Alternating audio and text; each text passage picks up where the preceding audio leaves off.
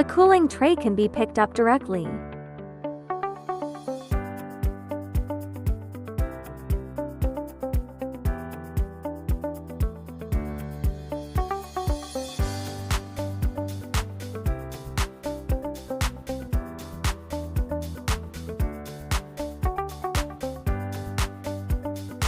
Clean silver drawers every day.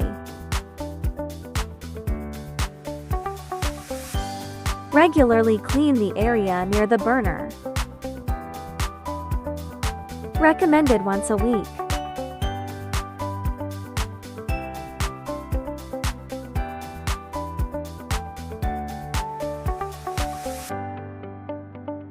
The hot air motor can be directly taken off to clean the inside.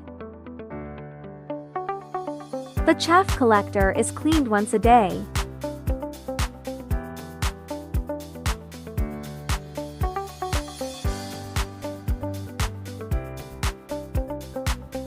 Remove the aluminum foil pipe and clean the inside of the pipe.